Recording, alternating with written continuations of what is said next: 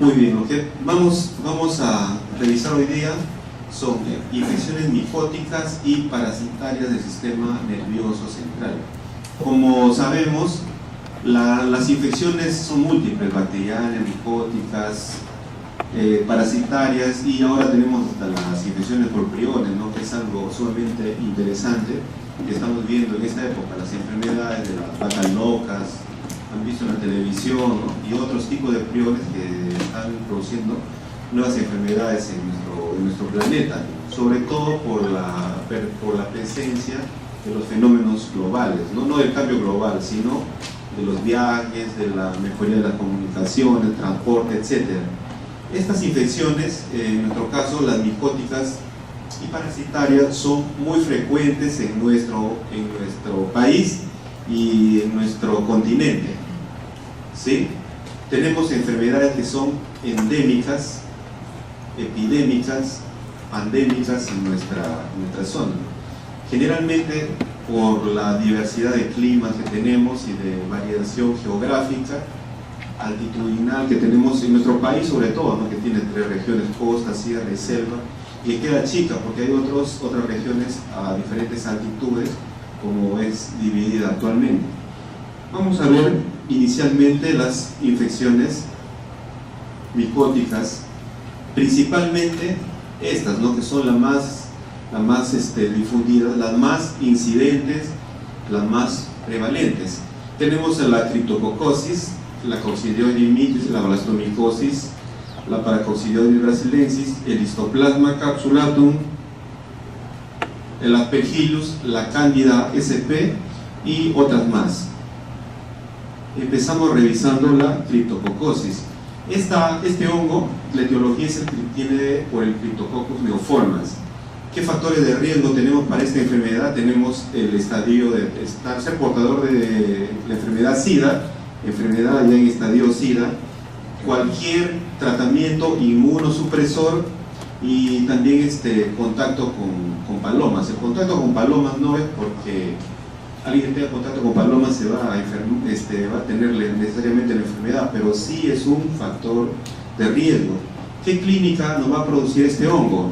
Meningoencefalitis, abscesos cerebrales, hidrocefalias. ¿Con qué lo podemos investigar? A través del laboratorio, cultivo de líquido cefalorraquídeo, test de aglutinación y test de tinta china, que es el más barato. Y es un test tan barato que en los hospitales, cuando pedimos, nunca hay tinta china, ¿sí?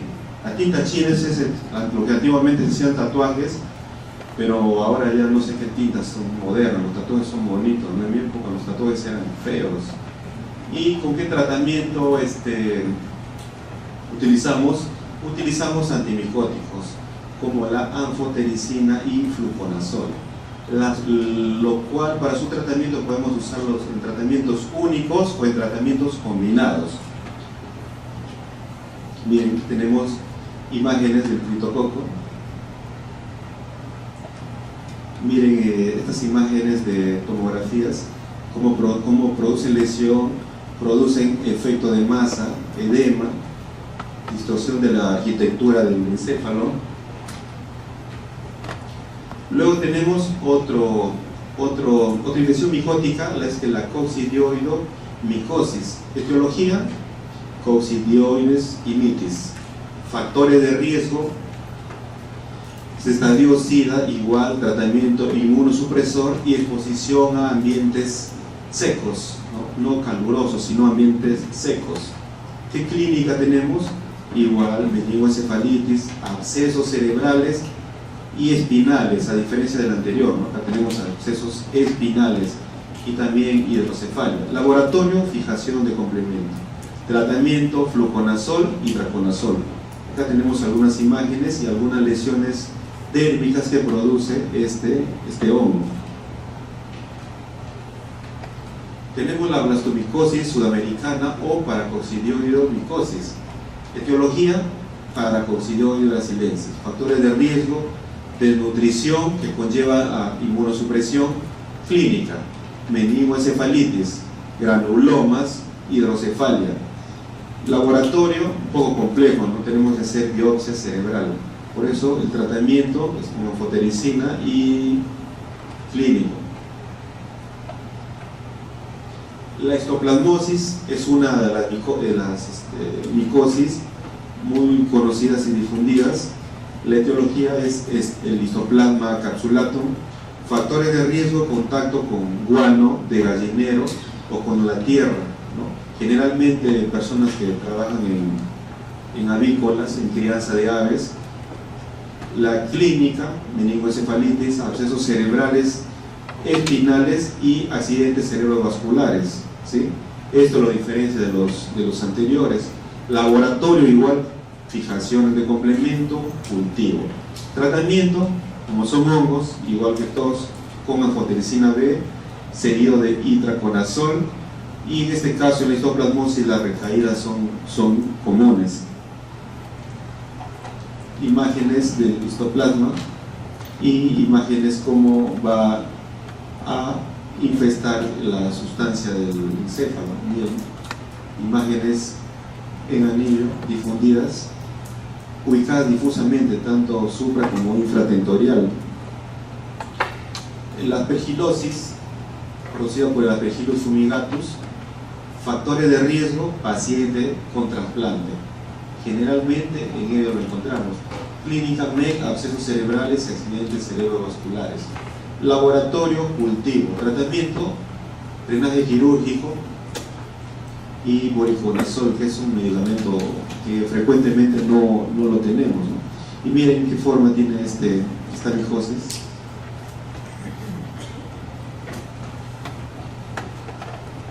Miren cómo puede encontrarse de manera subcortical y cortical.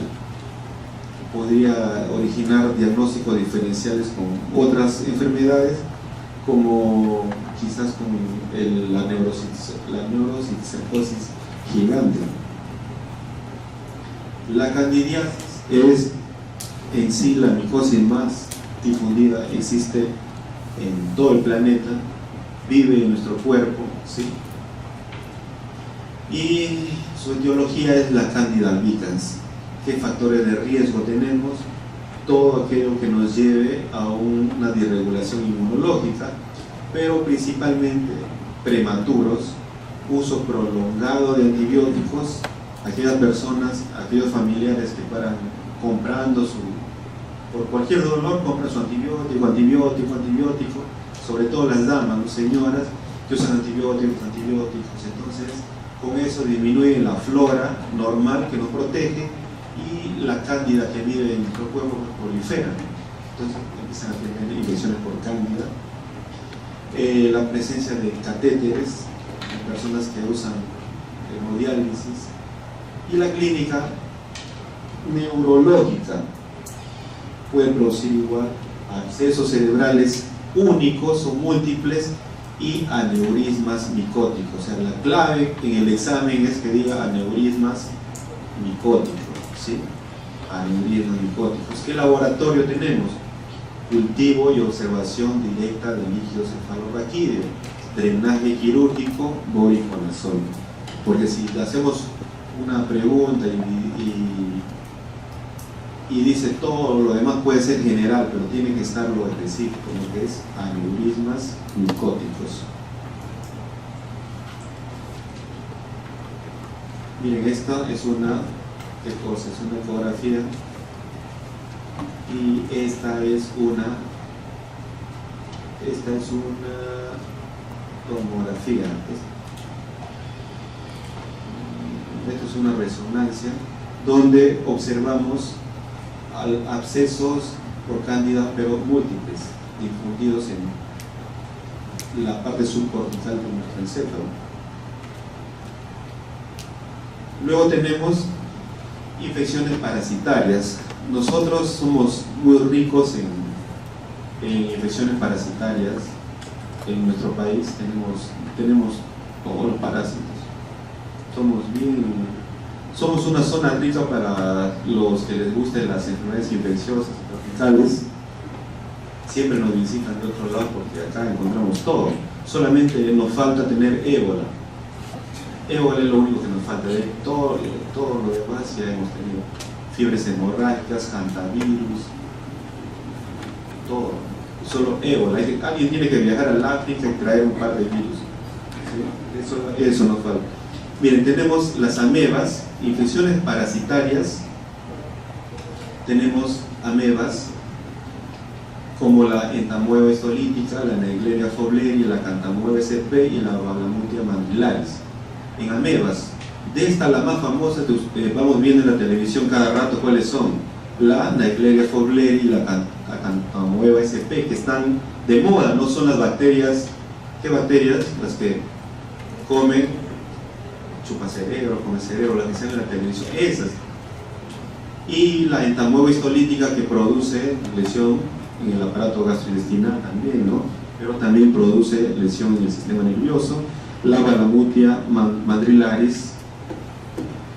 Y lo relaciona a flagelados, tenemos los trypanosomas Brucei y Krusing. En el género apicomplexa tenemos los famosos Plasmodium falciparum, la Babesia sp y el Toxoplasma gondii. En céstodos tenemos también un montón de céstodos. Tenemos la Taenia solium o solitaria, el Dipilobotrium lactum, la Taenia multiceps y el Echinococcus spp. Las amebiasis tenemos fundamentalmente la entamoeba histolítica, la Cantamoeba sp, la que hemos mencionado. ¿Y qué factores de riesgo tenemos para infestarnos de ellas? Y sobre todo las medidas sanitarias, ¿no? Inadecuado tratamiento de las aguas cloacales para la entamoeba histolítica, y para el resto nadar en aguas contaminadas, sino en aguas estancadas, ¿no? En aguas estancadas. Eso no era frecuente encontrarlas tanto en las piscinas como ahora se reporta. Generalmente se encontraba en aguas estancadas que no tienen circulación, o sea, en pequeños lagos o en charcos, y en zonas apartadas donde las personas nadaban y luego se infestaban por la cantamoeba. Y sobre todo, y no necesariamente eran inmunosuprimidos, ¿no? Inmunocompetentes también podían infectarse. Clínica: meningoencefalitis necrótica hemorrágica. Eso es lo que ocurre, el encéfalo sufre necrosis, primero hemorragia y luego necrosis. Y también producen presencia de granulomas. Diagnóstico: neuroimagen, detección de amebas en el líquido cefalorraquídeo con punción lumbar o material de biopsia. Bueno, la biopsia en esta época es un poco más asequible por la cirugía estereotáxica, ¿no? Pero antiguamente era más complicado.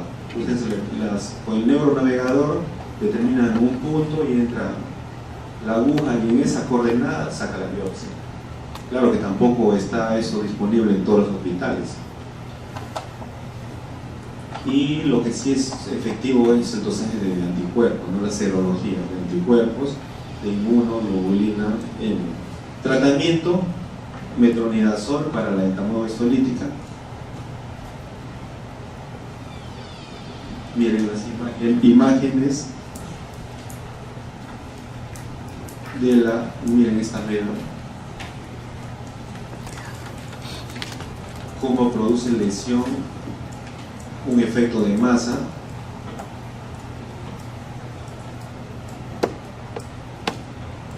Y esta es la famosa Naegleria. Miren, sí.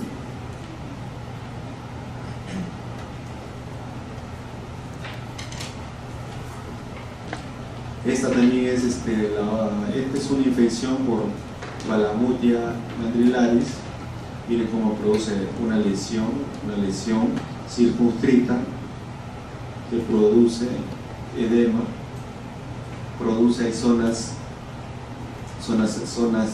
hemorrágicas y zonas que están inflamadas, y todo eso forma un granuloma cerebral. Luego tenemos las infecciones por malaria. La malaria es una de las infecciones mundiales que es pandémica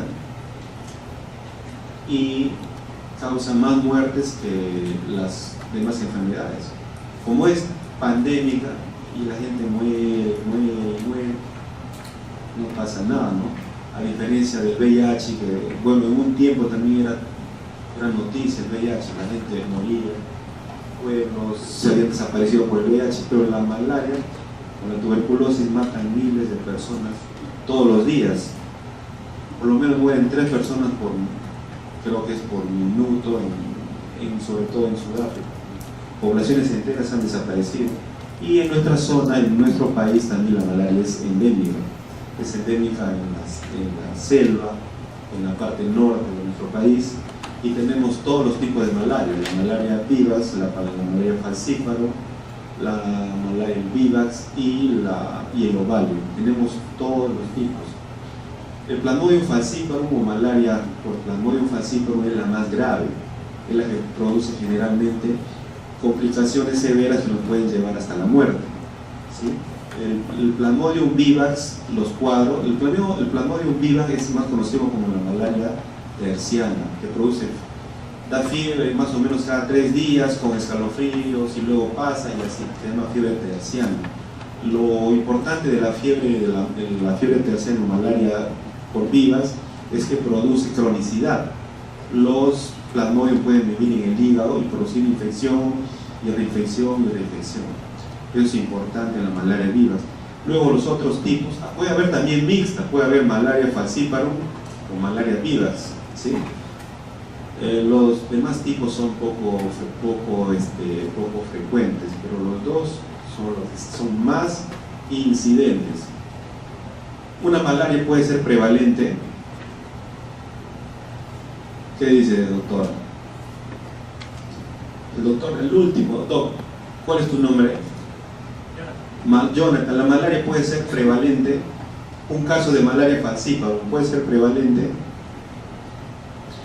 No, son casos incidentes, ¿no? Es importante porque son casos nuevos. Con malaria falciparum no podemos vivir 5 meses, ¿no? Quizás nos da y no va a descompensar y nos puede matar.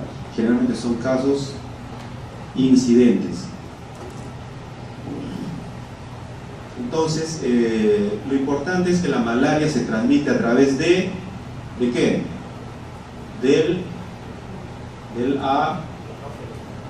Exactamente, a través de un vector, porque siempre las personas dicen que la malaria se transmite por el agua contaminada, pero eso es falso, ¿no? Ustedes saben que se transmite por un vector, ¿sí? Un vector.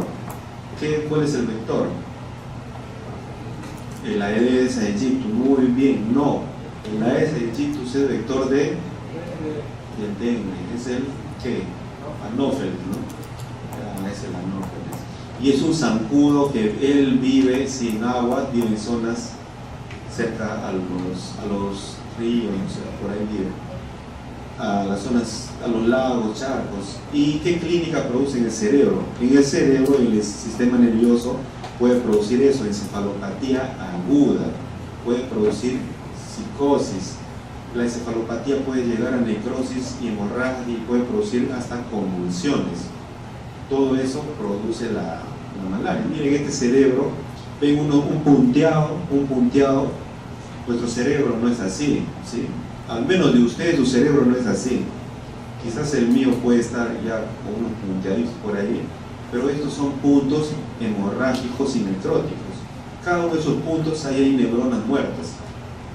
Acá este señor es olvidado cuando era su cumpleaños, porque tantas zonas, tantos recuerdos se le han borrado y este cerebro está un poco dañado. ¿Cuál es el diagnóstico de malaria? El diagnóstico de malaria, el ideal es la serología, porque con serología tomamos una muestra de sangre y diagnosticamos y tratamos. Pero eso es todavía un poco caro. Tenemos tantos casos que para eso utilizamos la gota gruesa y frotis de sangre. El diagnóstico de malaria completo es gota gruesa más frotis de sangre. ¿Qué consiste? ¿Ustedes saben tomar esa prueba? ¿Han visto alguna vez? Sí, con un objeto punzante o una aguja, ¿cómo se llama para picar el dedo con una lanceta, picamos en el dedo y presionamos y sobre el portaobjeto ponemos una gotita, dejamos una gota, ponemos otra gota, 2 gotas y extendemos una gota. El extendido es el frotis y la gota, con el otro portaobjeto lo movemos un poquito, se llama la gota gruesa. Esa es la forma como se debe presentar la lámina, y eso es lo que van a ver los laboratoristas. Ahí van a buscar a los parásitos en el flotil de sangre más gota gruesa. El tratamiento depende del parásito, ¿no? Depende del grado de enfermedad. En este caso, cloroquina, primaquina son los tratamientos básicos para el plasmodio, pero se pueden utilizar otros medicamentos.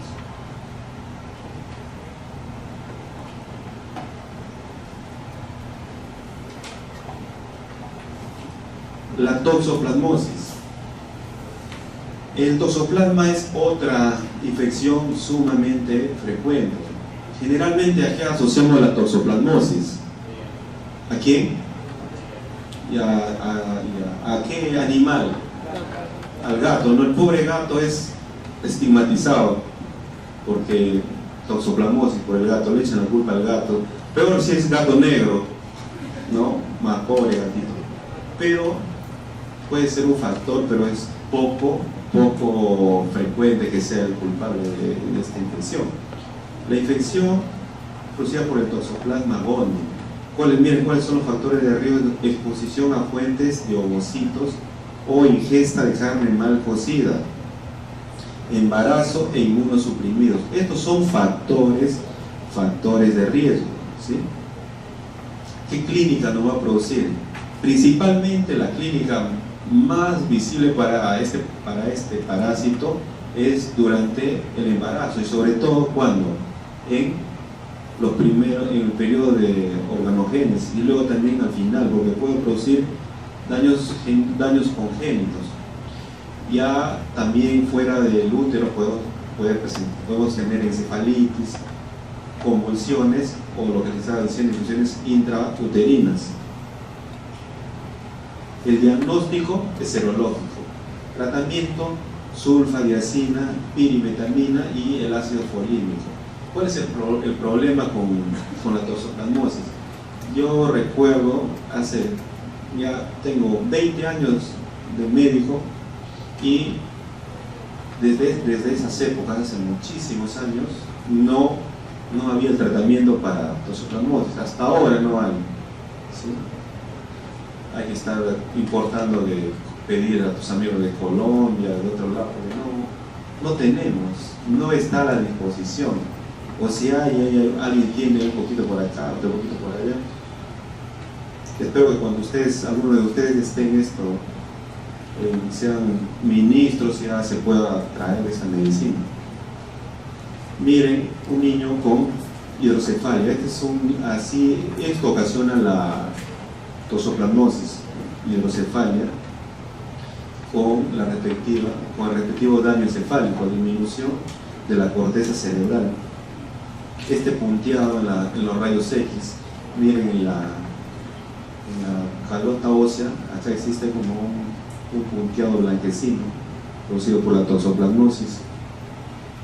La toxocariasis o Toxocara canis o catis.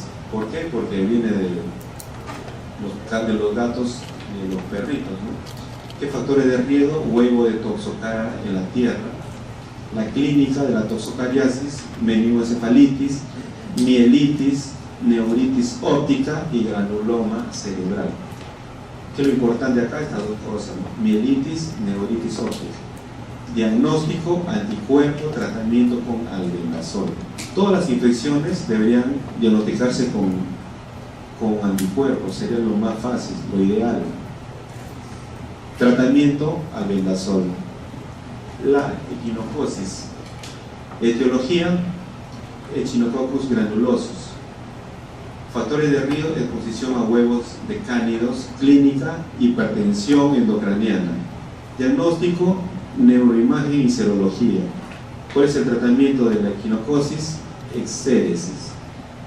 Se puede presentar en otras zonas fuera del encéfalo, pero para nuestro caso solamente es el sistema nervioso.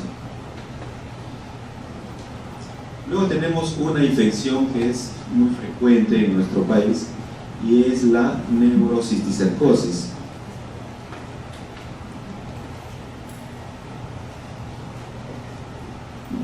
Aprecien este chanchito y miren, ven la carne, ¿no? Normalmente la carne del cerdo no debe tener estos puntitos blanquecinos. Cuando vamos al Lurín, compramos nuestro rico chicharrón con su camote, ¿sí? Siempre cuando corten su carne observen si hay estos punteaditos. Si cortan su carne y estos punteaditos están bien encogidos, pueden comerlo, ¿no? Mentira, ya no coman nada, ¿no? Sí, tiene que estar limpia la carnecita. Hay que revisar siempre.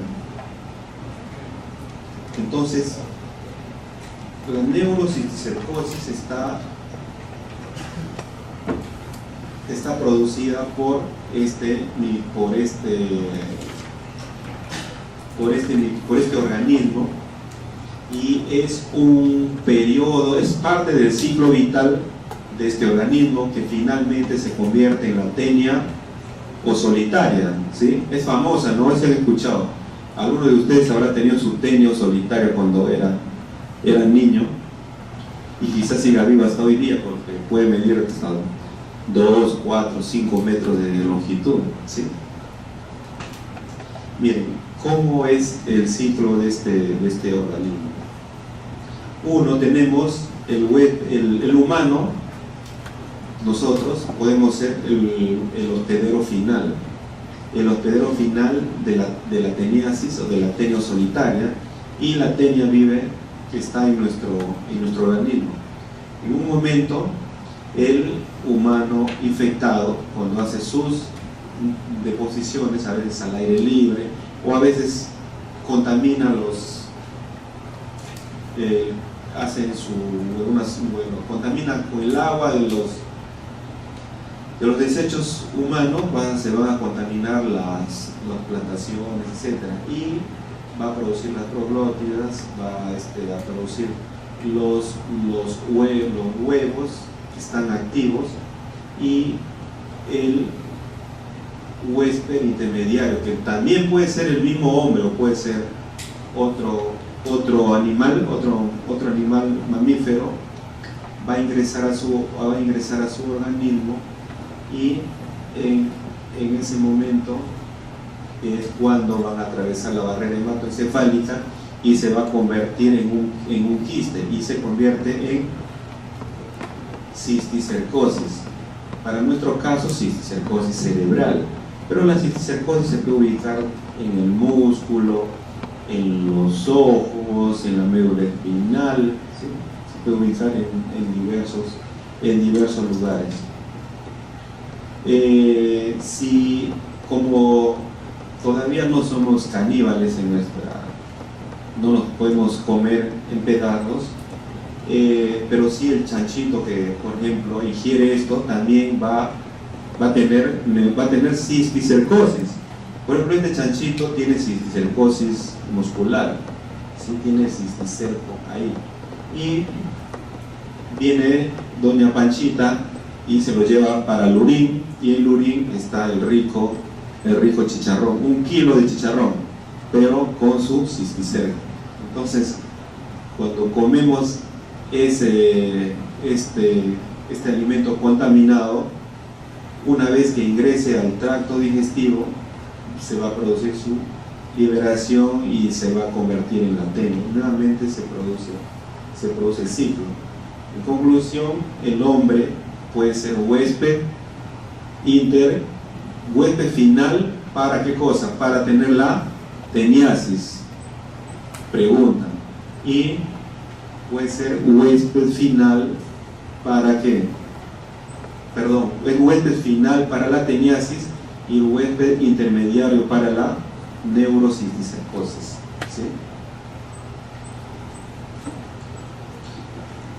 Miren cómo es la tenia, su cabeza, miren los ganchos que tienen para sujetarse y alimentarse.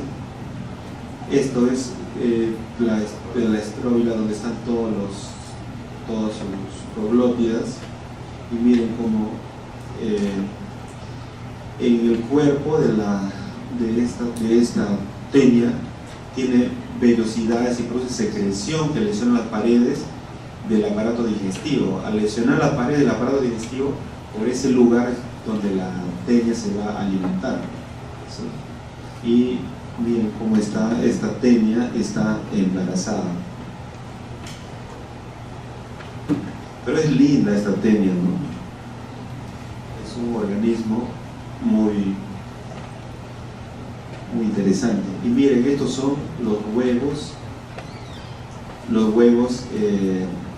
infectados. Estos huevos son los que va a ingerir este humano. Pregunta: si el humano ingiere los huevos, si el humano ingiere la carne contaminada, ¿va a tener cisticercosis? ¿Sí o no? Pregunta. No, si ingiere la carne, ¿qué va a tener? Va a tener teniasis. Teniasis, así que piensen bien para responder. Miren la epidemiología. Nuestro rico país, miren, está en rojo. En rojo. Tal es el caso que en nuestro país, cuando una persona mayor presenta convulsión, lo primero que le debemos preguntar es de su zona de procedencia y sus hábitos alimenticios, ¿sí? Porque la neurocisticercosis es una de las principales causas de epilepsia secundaria, que a veces puede ser curada. Si ustedes cuando hagan su serum están en zonas como la zona norte del país, miren, vamos a ver dónde existe predominio: Amazonas, Anca, Chapurino, Arequipa, Ayacucho, Cajamarca y todo lo demás. Hay en todos lados, pero estas son zonas fundamentales donde encontramos. Entonces, si alguien convulsiona por primera vez, le preguntamos su procedencia y sus hábitos alimentarios, o si trabajaba en el campo, en crianza de animales, y podemos presumir de que es un cuadro de neurocisticercosis hasta que se demuestre lo contrario. ¿Cómo clasificamos la neurocisticercosis? Podemos clasificarla en NSC cerebral, y si es cerebral puede ser parenquimal, subaracnoidea, puede ser ventricular. Si es parenquimal, lo que es importante es que esté cerca de la corteza. Si está cerca de la corteza cerebral es cuando vamos a tener los cuadros convulsivos, ¿no? Vamos a tener cuadros convulsivos cuando es subaracnoidea. Hay cuadros de obstrucción, al igual que los cuadros ventriculares, y de acuerdo a donde estén cerca pueden producir irritación de acuerdo a la estructura donde estén ubicadas. También tenemos neurocisticercosis espinal en la columna vertebral, también la podemos encontrar. Podemos encontrarla a nivel ocular, a nivel muscular y diseminada pues en cualquier parte. Hace unos años vi una señorita médico veterinaria que tenía unos 28 o 29 años, que había convulsionado. Aparte de ser médico veterinaria, se había dedicado, siempre le habían gustado los animales porque sus padres tenían granjas de animales en el campo, pero ella llegó por convulsiones. Se hizo su tomografía y tenía una barbaridad de cisticercos en diversos estadios. Y luego se le hizo del ojo, el músculo, y en el músculo tenía miles, así, bajo su carne, así como un chanchito, tenía una barbaridad de neurocisticercosis. Y bueno, tuvo que recibir tratamientos para evitar la convulsión, pero esos parásitos se quedan y se convierten en piedritas. Entonces quedan un montón de piedritas, se mueren solos, Sí, pero se trata cuando producen sintomatologías que ponen en peligro la vida del paciente. Miren, la neurocisticercosis intraparenquimal, que está dentro del parénquima del cerebro. Miren cómo se forman como quistes. Acá vemos imágenes, son cerca de la corteza, más hacia la sustancia blanca, y tienen un centro líquido. Esto es un estadio que lo vamos a ver. Tiene varios estadios. Y miren esta neurocisticercosis uranoidea gigante. Podríamos pensar esto es un quiste, ¿no? Por la imagen tomográfica, es una tomografía que observamos, pero es neurocisticercosis. Esta es neurocisticercosis gigante. Son casos poco frecuentes, pero sí se dan. Esta es una neurocisticercosis intraventricular. Miren acá, está dentro del, ¿qué ventrículo está acá? Dentro del cuarto ventrículo, ¿no? Se encuentra ubicada. Espinal, miren los quistes a nivel de la columna dorsal. Tenemos acá a nivel de la columna lumbar, en la columna cervical, y cisticercosis ocular se encuentra en la retina. Es muy importante eso. Siempre que ustedes hacen su diagnóstico, hace su diagnóstico de neurocisticercosis, tiene su tomografía y evidencia que hay neurocisticercosis, no hay neurocisticercosis, no hay obstrucción, y encuentran, bueno, voy a darle tratamiento, eso. Pero siempre hay que tener la precaución de ver la retina, porque a veces los neurocisticercos se ubican ahí, y cuando damos el medicamento producimos un fenómeno inflamatorio severo, y eso puede llevar a la ceguera. Por eso es siempre importante ver eso. Y miren lo que les decía, esta es una tomografía computarizada de músculo. Miren los cisticercos, a estos sí están calcificados, están muertos, son piedritas, pero miren cómo observamos. Esto es lo que les decía. Miren, esta es una, ¿qué es? Tomografía, resonancia, ¿qué es? Es una radiografía, ¿no? Es una radiografía. Miren cómo observamos los cisticercos. Un montón, ¿no? Así se ve, así existen. Y estos son los ciclos es un esquema de los ciclos de los parásitos del neurocisticerco, ¿sí? Primero tenemos la fase vesicular. La fase vesicular lo encontramos así. Es un círculo con un centro líquido y podemos observar el escólex del parásito. Esto es un organismo viable, está vivo. Esa es la fase vesicular. Luego encontramos la fase coloidal. En la fase coloidal lo que vamos a evidenciar es que empieza a existir edema perilesional. Empezamos a encontrar edema perilesional. El escólex ya quizás no se va a observar. Luego pasamos a la fase granular, en la cual empezamos a tener a la presencia se empieza a iniciar ya la calcificación del parásito, y finalmente la fase nodular. En la fase nodular ya está el parásito, estamos seguros de que ya está, no es viable, está muerto y está calcificado. En la fase granular, también el parásito ya no es viable, está muriéndose. Y para la evaluación de la neurocisticercosis tenemos herramientas como la tomografía simple, la tomografía con contraste, la resonancia magnética en sus secuencias T1 con contraste y en T2. Estas dos son resonancia y tomografía, y cada periodo, cada ciclo del parásito tiene sus características, ¿no? El quiste coloidal, granulomo, calcificado. Pueden Ustedes lo van a poder leer eso con tranquilidad. Pero acá veamos estas imágenes. En el primer estadio, la fase vesicular, pues si ustedes observan al interior de estos quistes, hay como una otra imagen, ¿no? Esa imagen es el escólex, y observamos que a su alrededor no hay edema.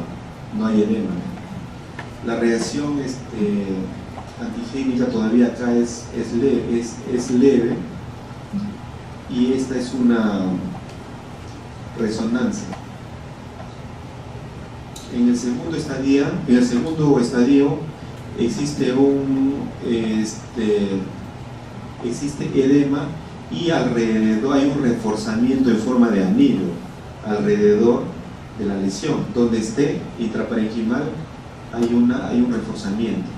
En el tercer estadio nodular o granular, donde ya está en fase de degeneración, el edema va a disminuir y empiezan a haber ya signos de calcificación. ¿Sí? Empiezan a haber signos de calcificación.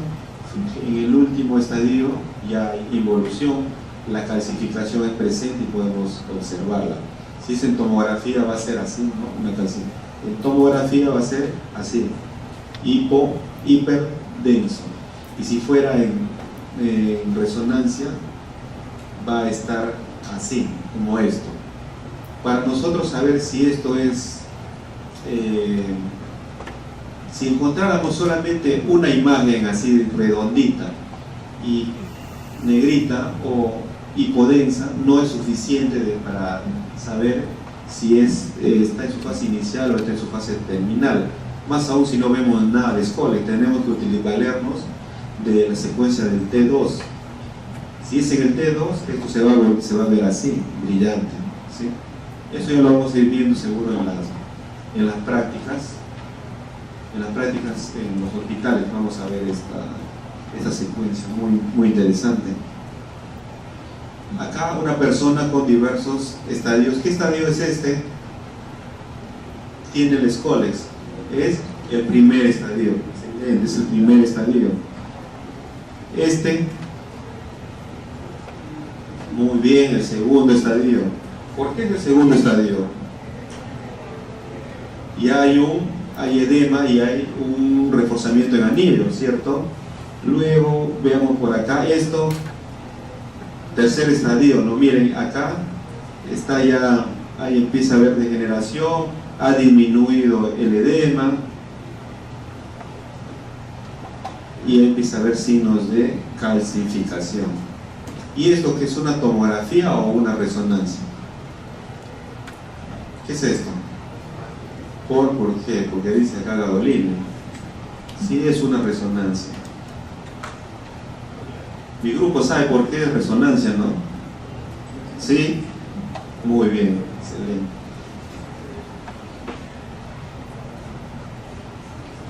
Miren, este es un quiste gigantesco, ¿no? Tiene gran efecto de masa. Hay reforzamiento, acá hay un reforzamiento en forma de anillo perilesional.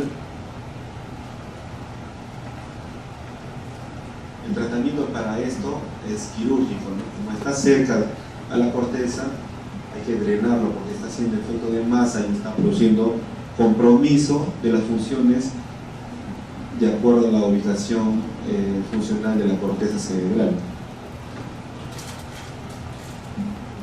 ¿Qué manifestaciones clínicas vamos a encontrar con este parásito? El 80% suele ser asintomático, o sea, tienen su par de neurocitocercosis, el neurocitocerco crece, vive feliz en tu cerebro, viendo todos tus recuerdos y toda tu imaginación, todo lo que has hecho sabe el neurocitocerco, pero después se degenera y muere. Eso ocurre en el 80% aproximadamente. Luego, la epilepsia es de todas las manifestaciones, o sea, del 20% de todas las manifestaciones, representa el 70-90%, o sea, Cuando es sintomático, la epilepsia representa el 70-90% de síntomas. Pueden ser parciales o puede ser con generalización secundaria, puede ser de cualquier tipo de convulsión. Pueden ser simplemente parcial el movimiento de una mano, puede ser parciales luego con pérdida de conocimiento o tónico-clónicas generalizadas. De acuerdo en qué lugar se ubique, cuántos parásitos sean, ¿sí? Puede producir déficit motor focal con hemiparesias, monoparesias, alteraciones oculomotoras, también de acuerdo a donde se ubiquen. Si están en las zonas motoras y son grandes, pueden producir comprensión, pueden producir déficit motores. Si están cerca al quiasma óptico, pueden producir alteraciones visuales, pueden producir hipertensión endocraniana si se encuentran ubicadas en lugares por donde circula el líquido cefalorraquídeo, a la salida del tercer ventrículo, a la salida del cuarto ventrículo, en el acueducto de Silvio, donde se encuentren. Tapan la circulación y todo lo que está anteriormente, el líquido empieza a ocupar espacio y producir una hidrocefalia no comunicante. Entonces, cuando vemos una tomografía y observamos que, por ejemplo, un lado de un ventrículo está aumentado de volumen o está aumentado a partir del tercer ventrículo y para abajo está normal, entonces decimos, por ahí algo está obstruyendo y en la tomografía no podemos ver, entonces solicito una resonancia ante mi sospecha y podemos encontrar a veces ahí los cisticercos extraparenquimales que están obstruyendo el flujo del líquido cefalorraquídeo. Puede producir encefalitis, sobre todo a la segunda fase, cuando la reacción antigénica esté elevada, al producir, ¿qué produce? Edema, ¿sí? Produce edema, y a veces no hay un parásito, hay cerebros que tienen 50 parásitos, 60 parásitos, es una barbaridad, y el cerebro está así hinchado y edematizado, entonces produce una inflamación generalizada, puede producir encefalitis, y no solamente puede producir encefalitis, puede producir la muerte. Cuando hay muchos parásitos, ya encuentras 30 parásitos, le doy tratamiento, pero le das tratamiento y puedes producir una gran reacción inflamatoria y el paciente se enclava y fallece. Tener cuidado, cuando ustedes vean un parásito, con cuidado, monitorizando, o si no, lo derivan. Si no pueden, pues recibir el tratamiento. Pero si ven que tiene 10, 15 parásitos, tranquilo, lo derivan con calma, porque no le va a pasar nada al paciente. Esos parásitos solo tienen años, lo derivan a un hospital para su tratamiento. Puede haber trastornos del movimiento, si están en zonas de ganglios basales, déficit neurocognitivos, problemas neuropsiquiátricos, problemas depresivos, ¿sí? Y fiebre no es común, no da fiebre. Da fiebre cuando está con encefalitis, ¿no? Hay una reacción inflamatoria, en ese caso ahí puede producir pirógenos y puede producir elevación de la temperatura. Pero así de que esté con fiebre, no pasa nada. Diagnóstico fundamental es la historia clínica, el nexo epidemiológico. Utilizamos las neuroimágenes, principalmente la tomografía computarizada y la resonancia magnética. Cuando hay dudas, podemos hacer estudios de inmunodiagnósticos, del líquido cefalorraquídeo, hacemos Western blot y, y tratamiento si no hay. Prueba terapéutica es algo que no debemos utilizarlo para el diagnóstico, ¿no? Lo demás sí, la historia clínica, las imágenes y los estudios de inmunodiagnóstico. ¿Qué estudios inmunológicos podemos hacer? Podemos hacer ELISA. ELISA tiene sensibilidad de 50% y especificidad de 65%. Esto nos sirve solamente para hacer estudios epidemiológicos, o sea, para hacer tamizajes.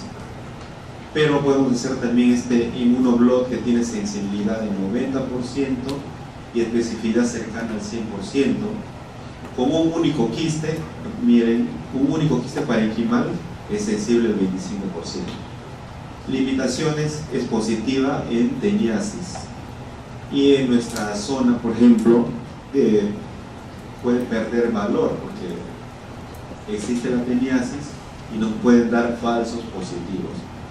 Aparte, un valor negativo no excluye el diagnóstico en pacientes con un único quiste intraparenquimal o calcificaciones, y también puede indicar exposición anterior, o sea que anteriormente se haya expuesto a la tenia. ¿Cuáles son las ventajas de cada uno? La TAC cerebral es mejor para la calcificación. Recuerden, la tomografía lo que ve es calcio, ve hueso, y la resonancia lo que ve es agua. Todo lo que es brillante en la resonancia es agua, y todo lo que es blanco en la resonancia, o sea, hiperintenso, es agua, y todo lo que es blanco, o sea, hiperdenso en la tomografía es hueso. Entonces, si vemos unos puntitos blancos en el cerebro, en tomografía, son los quistes calcificados de la neurocercosis. Si vemos unos puntitos brillantes en el T2 de la resonancia, son quistes. La tomografía puede identificar el escoles, en qué periodo en el primer estadio. La resonancia cerebral también puede identificar el escoles, se ve de hecho mejor. La tomografía cerebral puede subestimar la cantidad de parásitos reales, o sea, si tú ves en una tomografía 3, 1, 2 parásitos viables, tú puedes pensar, pucha, debe haber más, mejor pido una resonancia. Y si sospechas por signos neurológicos que no son compatibles con lo que estás viendo ahí, algo que esté en una zona que no, eso no produce síntomas oculomotores, esto no produce síntomas del ala, no, debe haber algo más. O ves que hay hidrocefalia y no veo nada, sospecho que debe haber más y debo pedir una resonancia. Y es inadecuada la tomografía, sí, para fosa posterior, o sea, no podemos ver nada, ¿no? La resonancia te identifica mejor el número de parásitos, tanto intra como extraparenquimal. Y lo que es importante, nos permite una variedad de secuencias para identificar los estadios evolutivos de este parásito. Estudios anatomopatológicos, miren cómo son estos quistes.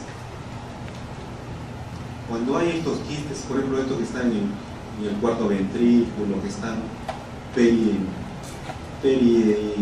pericisternales, actualmente se puede utilizar la neuroendoscopía. Con el neuroendoscopio, el neurocirujano entra, lo aspira, lo lava y listo, ¿no?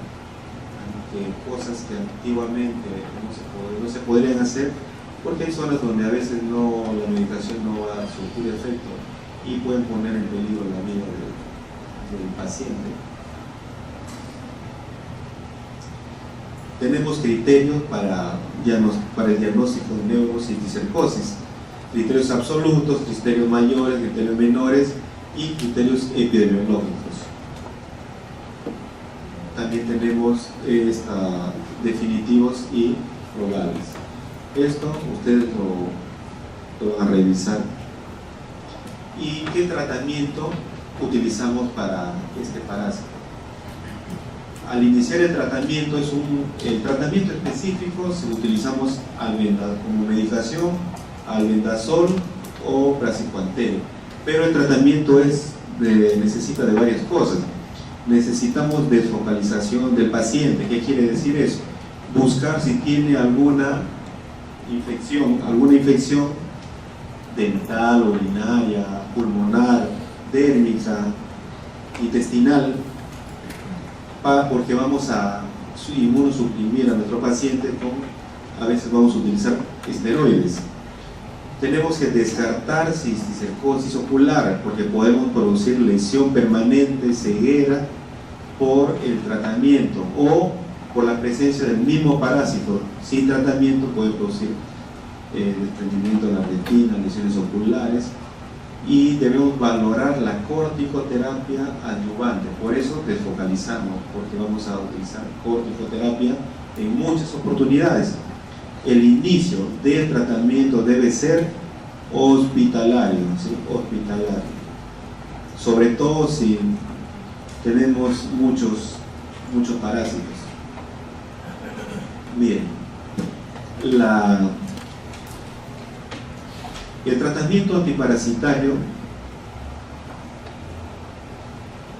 en realidad en todo el planeta, como es una enfermedad endémica de países como el nuestro, países subdesarrollados o países en desarrollo, varía. Cada lugar tiene diversas estrategias, ¿no? Acá se maneja una a través del Ministerio de Salud. Si ustedes quieren descargar la guía de neurocisticercosis, la descargan, es libre, y se maneja según el número de quistes viables, no de quistes calcificados. Si encuentro 10 quistes calcificados, voy a dar tratamiento con antiparasitario. Pregunta de examen: encontramos en la tomografía 10 quistes calcificados, no hay evidencia de otros estadios. ¿Cuánto de albendazol debo dar? Respuesta: ¿ah? 0. Correcto, no debo dar nada. ¿Qué vamos a hacer? No debo dar nada. Tratamiento antiparasitario. Pero si diría, debo dar tratamiento, el paciente convulsionó, ¿debo dar tratamiento anticonvulsivante? ¿Sí o no? Sí hay, sí, no podría, eso es ya una secuela. Pero antiparasitario solamente cuando hay los quistes viables. Entonces, menor de 5 quistes, tratamiento antiparasitario. O sintomático, es importante. Nos dice, le puedes dar tratamiento antiparasitario o le puedes dar solo tratamiento asintomático. Si tiene menos de 5, o sea 4, 3, si de repente es un joven preocupado, estudia medicina y le duele la cabeza, todo está con dolor de cabeza y a tanta insistencia se saca su tomografía, pero encontramos un quiste de neurocisticercosis en su parénquima cerebral. Y descubrimos que lo que tiene es cefalea tensional, o sea, le duele su cuello y por eso le duele la cabeza. O sea, no tiene nada que ver. Le damos tratamiento antiparasitario. ¿Le darían ustedes sí o no? Ya, más fácil. De casualidad te regalan una tomografía cerebral y te hacen la tomografía porque te han regalado, a ver, son estudiantes de medicina, un sorteo, ya. Tienes derecho a una tomografía, te hacen la tomografía y te encuentran un quiste viable de neurocisticercosis. No tienes dolor de cabeza, eres futbolista o voleibolista, practicas Muay Thai, te desvelas todas las noches, vas a la fiesta de la discoteca que empiezan a las 3 de la mañana y terminan a las 7 para que vengas a clase. No tienes nada, estás feliz. ¿Tienes tratamiento o no? ¿Sí o no? No, nada, pues si no tiene nada, es un hallazgo casual. No le da nada. Si tuviera molestias, le das tratamiento antiparasitario. Pero si no tiene nada, no hay necesidad de darlo. Porque estos quistes se van a degenerar y se van a morir y se va a volver una piedrita, o quizás ni siquiera va a quedar huella de ellos, porque no todos se vuelven, se calcifican, algunos se reabsorben y no queda nada. Entonces, si tienes entre 5 a 50 quistes, se recomienda el tratamiento, ¿sí? O sea, más de 5 se recomienda el tratamiento. Mayor de 50 quistes o que el paciente acuda con encefalitis, miren esto importante, no se recomienda tratamiento antiparasitario. Se recomienda tratamiento sintomático, o sea, entre cuánto a cuánto más o menos podemos tratar, entre unos 5 a 50 quistes. Pero no podemos estar contando uno, tiene 49. Ah, no, me han dicho que 50, ya no podemos, lamentablemente la medicina de nuestra vida es así, ¿no? No son números, 50, nada. Si tú le evalúas que tiene 40 quistes y ves que tu paciente está encefalítico, está con encefalopatía, o ves que tiene 30 quistes y el paciente está encefalopático, ¿le daréis tratamiento? No, ya no, pues no, es que está encefalopático. Si le das más tratamiento, se te va a morirte. ¿Qué tienes que hacer? Tiene 30 quistes, pero tiene encefalitis, le das solamente tratamiento sintomático, hay que utilizar esteroides. Entonces, si no, se te muere. O sea, es relativo. Esto es cuando el paciente tiene 5 o 50 kilos y está tranquilo, camina bien, habla bien, está lúcido, orientado en tiempo, espacio y persona, sabe quién es, etc. Ahí le puedes dar tratamiento, pero tiene que ser tratamiento hospitalario. No va a ser, tú tienes tus 30 quistes, toma tu pastilla, hoy estamos 4 de marzo, me vienes a visitar de acá a 15 días. Eso no puedes hacer porque de repente ya ni más lo vas a ver ese paciente, ¿sí? Entonces esto es importante. Tema de pregunta. Dígame, doctora.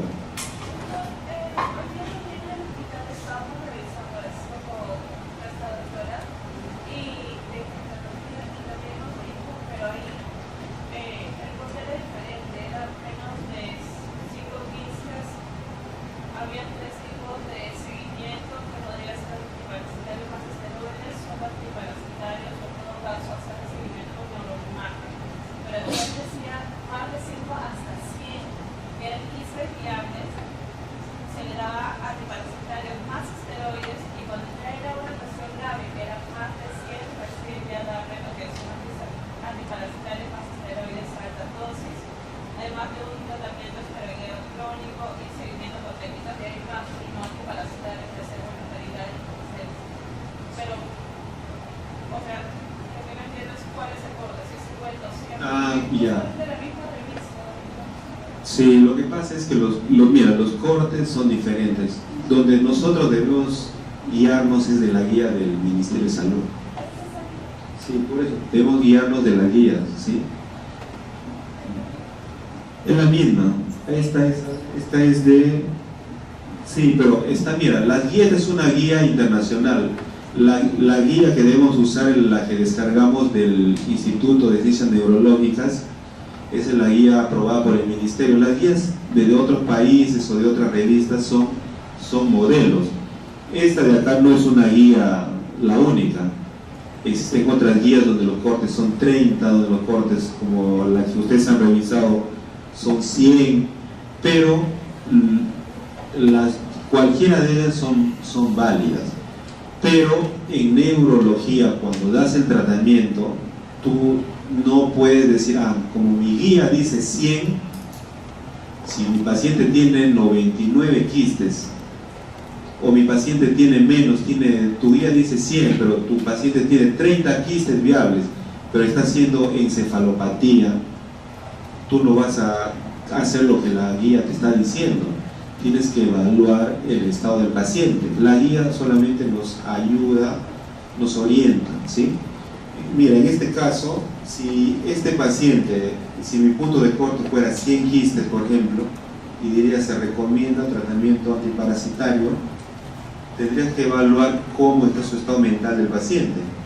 Para hacer lo que estás diciendo, no doy tratamiento, le doy tratamiento con esteroides, o le doy solamente esteroides. Esas tres cosas, en esos 3 puntos se fundamentan todas las guías. No le doy con esteroides o solo le doy esteroides. Pero para hacer cualquiera de esas cosas, lo único seguro es que cuando son pocos no le puedo dar nada. Pero cuando existen múltiples, más de 5, más de 10, más de 20, más de 30, tienes que evaluar su estado neurológico. Si está encefalopático, no le puedes dar nada. No te puedes arriesgar, porque dime, ¿quién se arriesgaría a darle a un paciente que está encefalopático, con encefalopatía y que tiene 90 y la guía te dice dale tratamiento? Yo no le daría nunca. ¿Por qué? Porque he visto pacientes que teniendo 10 quistes, 5 quistes le damos tratamiento y se enclava. Terrible, es terrible. Craniotomías descompresivas de emergencia. Sí, es muy, muy peligroso, ¿sí? Está bien lo que estás diciendo. Bueno, esta es una guía solamente de ejemplo, ¿no? Pero eso es lo importante en cuanto al tratamiento. No debemos ser parametrados en los números, sino el estado del paciente. ¿Alguna pregunta sobre ese mismo punto? De repente algo está en duda, ¿sí? Nada. Bien. Luego, el tratamiento también puede ser según la ubicación de los quistes. Quistes intraventriculares, quistes gigantes, quistes subaranoideos o quistes calcificados. El quiste calcificado no damos tratamiento, a menos que produzca convulsiones o algún tipo de patología. Los quistes subaranoideos solamente es tratamiento dependiendo del número, o observación o medicación quirúrgica o indicación quirúrgica. Y los quistes gigantes puede intentarse tratamiento antiparasitario si se encuentra en una localización no peligrosa, como cuando esté en la base del tronco cerebral, ¿sí? Porque podemos producir edema, y tratamiento quirúrgico en los quistes gigantes es la primera opción porque se hace neuroendoscopía. Y en los quistes intraventriculares puede probarse tratamiento antiparasitario si el quiste se localiza en los ventrículos laterales, pero no en el tercer ventrículo, perdón, no en el cuarto ventrículo. ¿Por qué? Porque puede producir, está cerca del bulbo, está cerca el cerebelo, ¿no?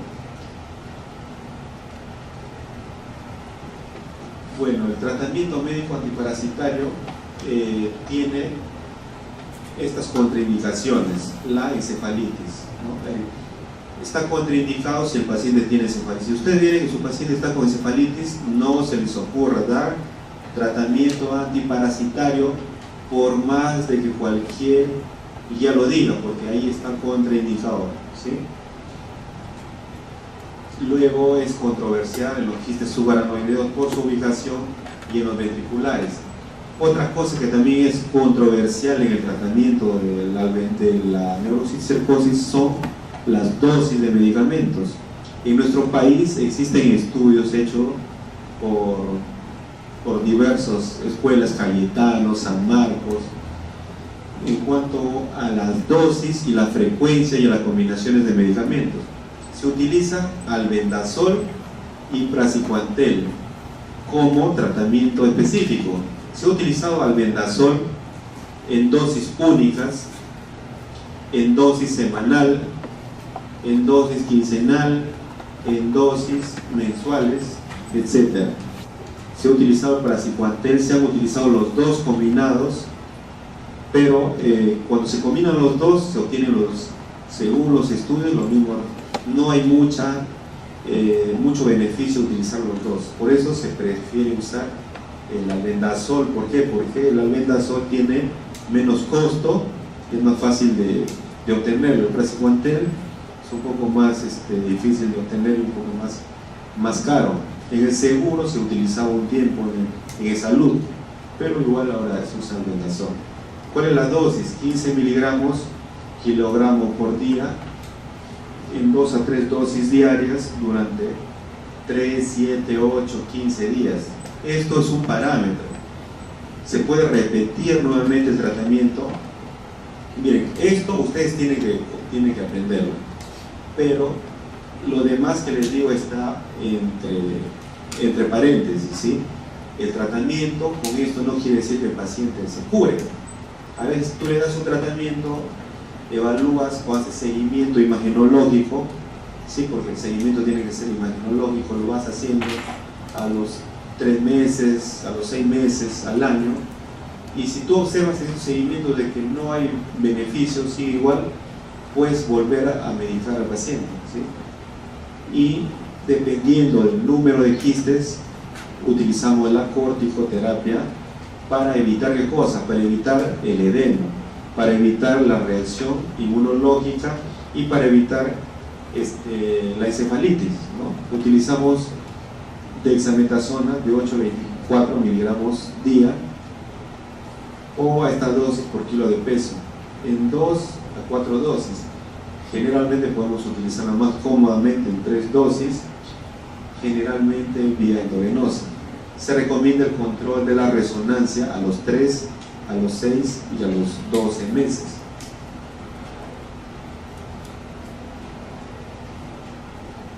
Muy bien.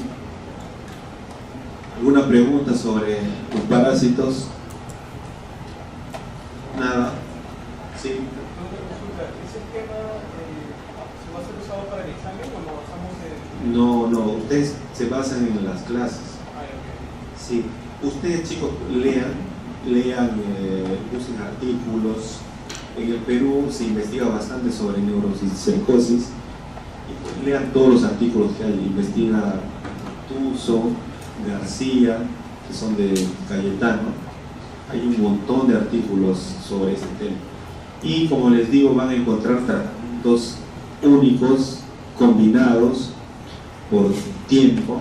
En realidad he visto tratamientos con albendazol que van por meses, ¿sí? Porque los cisticéricos, de acuerdo a su ubicación o a su número, a veces no reciben, no remiten, no evolucionan. Y hay que estar monitorizando. Muy bien, aquí le doy la clase. A la delegada. ¿Está claro? ¿Me han entendido o no? ¿Sí? Ya. Las preguntas van a ser de acuerdo a las presentaciones, ¿sí? Puntos claves donde están cada uno, y me imagino que van a responder bien este capítulo, este tema. Muy bien, chicos, vámonos.